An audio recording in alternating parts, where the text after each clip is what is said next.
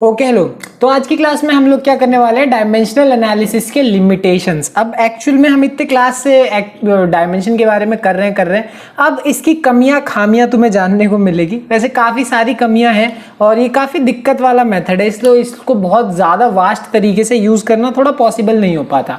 ठीक है, तो कुछ कुछ गड़बड़े हैं, कुछ कुछ कमियां हैं। देखते हैं। सबसे पहली कमी ये है कि the method does not gives the information about dimensionless constants. तो तुम लोग को मैंने बताया था कि कुछ कॉन्स्टेंट ऐसे होते हैं जिनकी कोई डायमेंशन नहीं होती।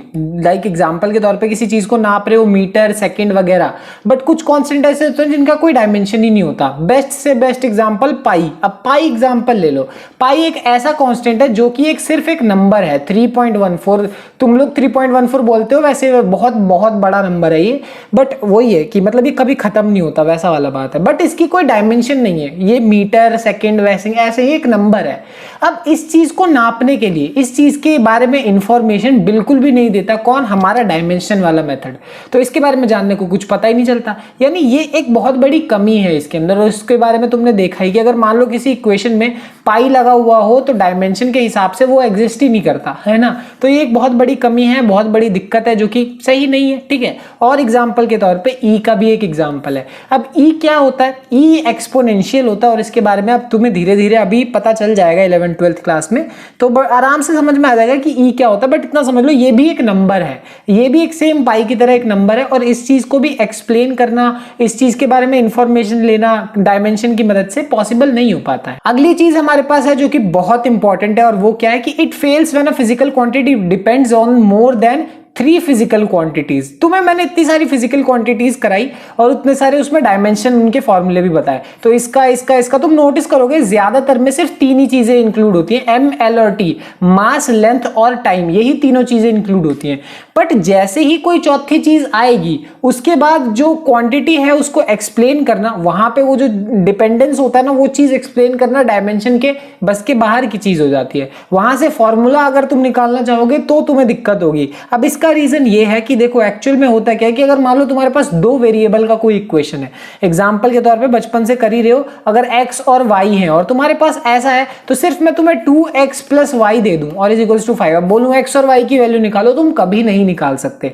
तुम्हें क्या चाहिए? एक और इक्वेशन चाहिए। मतलब अगर तुम्हारे पास 2 वेरिएबल्स हैं, x है, y है, तो तुम्हें 2 इक्वेशन चाहिए होगी सॉल्व करने के लिए। ठीक है, अगर मान लो तुम्हारे पास 3 वेरिएबल्स हैं, x, y, z, तो तुम्हें 3 इक्वेशन चाहिए होंगी सॉल्व करने के लिए। सिमिलर तरीके से 4 वेरिएबल्स हैं तो 4 इक्वेशन चाहिए होती है सॉल्व करने के लिए। बट डायमेंशन में वैसे पॉसिबल ही नहीं हो पाता कि तुम 4 इक्वेशन बनाओ, बन ही नहीं पाएंगी। और अगर बन नहीं पाएंगी तो सॉल्व नहीं हो पाएंगी, और सॉल्व नहीं हो पाएंगी तो फिर आंसर ही नहीं आ पाएगा। तो इस वजह से अगर 3 से ज्यादा फिजिकल क्वांटिटीज हो जाती है तो उसको भी एक तरीके से एक्सप्लेन करना, वहां का डिपेंडेंस समझाना, डायमेंशन उस चीज को सही से एक्सप्लेन नहीं कर पाता है। अच्छा, नेक्स्ट जो लिमिटेशन है वो क्या है? वो भी यही है कि फिजिकल क्वांटिटी में अगर मान लो सम और डिफरेंस आ जाए, किसी इक्वेशन में एडिशन वगैरह आ जाए, तो उस चीज को डिराइव करना, वहां पे सॉल्व करना नहीं हो पाता, इससे पॉसिबिलिटी नहीं है। एग्जाम्पल के तौर पे तुम्हें ये वाली इक्वेशन है ना, अब इस इक्वेशन से अगर तुम डायमेंशन सॉल्व करने निकलोगे तो तुम्हें थोड़ी सी दिक्कत हो सकती है। और यहाँ पे सम करना, डिफरेंस करना, ये चीज भी एक तरीके से सही नहीं है डायमेंशन में। अब ऐसा क्यों है, इसका एग्जाम्पल ले लो। अगर जैसे एस क्या होता है? डिस्टेंस होता है, तो डिस्टेंस के लिए एल रखोगे। अब तुम चाहो तो इसको सॉल्व कर सकते हो और ये भी सॉल्व करने के बाद एल ही आएगा, और इस पूरे टर्म को भी सॉल्व करोगे, ये भी एल आएगा। अब डायमेंशनली इक्वेशन करेक्ट आ जाएगी, ठीक है, बट तुम्हें पता है एल + L, अगर डायमेंशन के तौर पे इनको सॉल्व करोगे तो क्या आएगा? वो L ही आएगा, वो 2L नहीं आएगा। ये बात तुम्हें मैंने बता रखी है। तो L + L L ही होता है। और ये चीज समझना, यहीं पे जो एडिशन और डिफरेंस वाली चीज होती है वो चीज भी यहाँ पे सही से एक्सप्लेन नहीं हो पाती। तो इसीलिए ये मेथड उतना सही नहीं है। नेक्स्ट जो है हमारे पास, उसमें भी बहुत बड़ी दिक्कत ये है कि जैसे अगर मान लो हमारी किसी इक्वेशन में ट्रिग्नोमेट्री आ जाए, लॉग आ जाए, एक्सपोनेंशियल आ जाए। एक्सपोनेंशियल ई वाला तो अभी मैंने तुम्हें बताया ही था कि ये चीज होती है। अब ट्रिग्नोमेट्री बचपन से पढ़ते आ रहे हो, साइन, कॉस, टेन, सेक, कॉसेक, तो ये वाली चीज तो अब ये वाली बचपन से नहीं, अभी 10th क्लास में पढ़ी होगी तुम लोगों ने।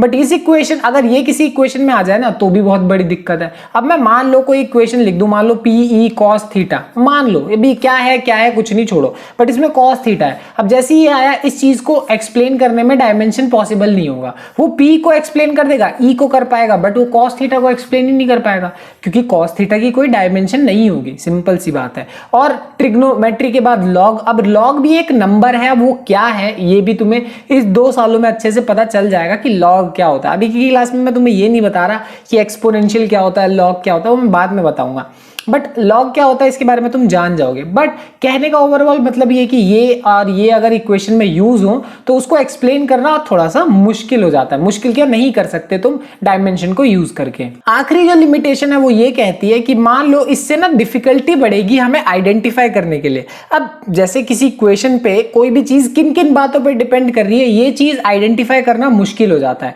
और स्पेशली जब हमारे पास डायमेंशनल कांस्टेंट हो, जैसे g है, h है। क्या मतलब, g एक कांस्टेंट है, h एक कांस्टेंट है, दोनों के दोनों कांस्टेंट है और दोनों के पास खुद के डायमेंशन होते हैं। जैसे g कहां यूज होता है, यूनिवर्सल लॉ ऑफ ग्रेविटेशन में। h एक बेसिकली क्या है, प्लैंक्स कांस्टेंट है, इसके बारे में केमिस्ट्री में मैं पढ़ाऊंगा तुम लोगों को। अब ये जो दोनों वैल्यूज है इनकी खुद की एक वैल्यू होती है और दोनों के खुद के डायमेंशन भी होते हैं, दोनों की खुद की यूनिट भी होती है। बट फिर भी डायमेंशन की मदद से तुम ये बात एक्सप्लेन नहीं कर पाओगे कि ये किन किन बातों पे डिपेंड करता है। अब जैसे देखो, तुम्हें पता है कि g एक कांस्टेंट है, वो किसी बात पे नहीं डिपेंड करेगा, वो हमेशा उसकी वैल्यू सेम रहेगी। बट अगर तुम डायमेंशन के तौर पे अगर लिखने लगोगे तो वो डायमेंशन के तौर पे वो तुम्हें ये दिखाएगा कि वो फोर्स पे, डिस्टेंस पे और मास पे डिपेंड करता है। बट हमें पता है वो इन बातों पे डिपेंड नहीं करता, क्योंकि वो यूनिवर्सल कांस्टेंट है, वो हर जगह उसकी वैल्यू सेम रहेगी और वो इतनी ही रहेगी। सेम प्लैंक्स कांस्टेंट के साथ भी है। अब वो बोल देगा कि वो जूल मतलब एनर्जी, सेकंड मतलब टाइम, इन बातों पे डिपेंड करता है। बट हमें पता है कि प्लैंक्स कांस्टेंट एक कांस्टेंट है, उसकी वैल्यू चेंज नहीं होती। तो डायमेंशन के हिसाब से जो डिफिकल्टी होती है किसी भी इक्वेशन की, वो बढ़ जाती है। और स्पेशली जब हमारे पास डायमेंशन जैसे वाले कांस्टेंट हो, ऐसे कांस्टेंट जिनके पास खुद का डायमेंशन होता है। तो हाँ, अभी तक जो भी हमने पढ़ा वो वेस्ट नहीं है। ऐसा मत समझना कि जब भी किसी चीज की लिमिटेशन आती है तो वेस्ट हो जाता है, नहीं। ये कुछ कारण होते हैं और उनको पढ़ने के लिए उसके ऊपर कभी मैं डिफरेंट सेपरेट वीडियो बात कर लूंगा संडे स्पेशल्स में, ठीक है। खैर, मिलते हैं अगली क्लास में, बाय बाय।